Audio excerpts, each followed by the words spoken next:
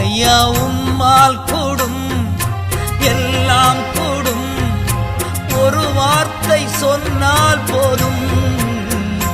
ஐயா ஒரு வார்த்தை சொன்னால் போதும். விண்ணப்பத்தை கேட்பவரே, என் கண்ணீரை காண்பவரே,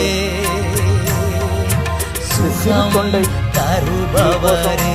நாங்கள் எல்லாரும் பாடுபடுகிறோம். எல்லாருக்கும் நல்லபடியாக ஆண்டவரே,